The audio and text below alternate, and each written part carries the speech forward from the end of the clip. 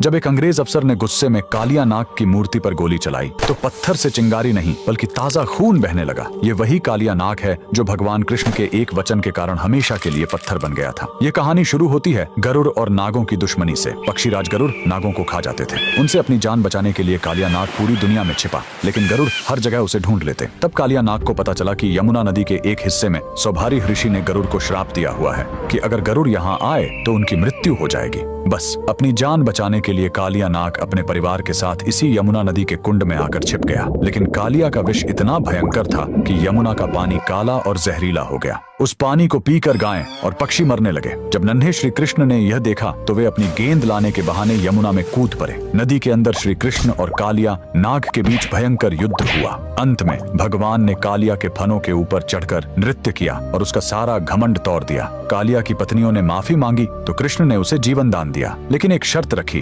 तुम्हें अभी इसी वक्त यमुना छोड़कर वापस समुद्र में जाना होगा। जाते समय भगवान ने उसे एक चेतावनी दी, जाते समय पीछे मुड़कर मत देखना, वरना जहाँ देखोगे वहीं पत्थर के हो जाओगे। कालिया नाग अपने परिवार के साथ निकल पड़ा, लेकिन जैसे ही वह ब्रज की सीमा पर स्थित जैत गांव के पास पहुंचा, उसके मन में एक बार फिर वृंदावन को देखने का मोह जाग उठा। उसने सोचा एक आखिरी बार देख लूं, और जैसे ही उसने पीछे मुड़कर देखा, श्री कृष्ण के वचन अनुसार वह तुरंत वहीं पत्थर की मूर्ति में बदल गया। कहा जाता है कि उसकी पूंछ आज भी जैत गांव के जमीन के नीचे से लेकर वृंदावन तक फैली हुई है। सदियों बाद जब भारत में अंग्रेजों का राज्य आया तो उन्हें इस कहानी पर विश्वास नहीं हुआ। सच्चाई जानने के लिए एक अंग्रेज अफसर ने मूर्ति के आसपास खुदाई शुरू करवाई, लेकिन खुदाई का कोई अंत ही नहीं मिल रहा था। झल्लाहट और गुस्से में आकर उस अफसर ने अपनी बंदूक निकाली और कालिया नाग की पत्थर की मूर्ति पर गोली चला दी। तभी पत्थर के उस घाव से खून की धारा फूट पड़ी। ये चमत्कार देखकर अंग्रेजों की रूह कांप गई और वे वहां से दुम दबाकर भाग खड़े हुए। आज भी जैत गांव में वह मूर्ति मौजूद है। कमेंट्स में जय श्री कृष्णा जरूर लिखें।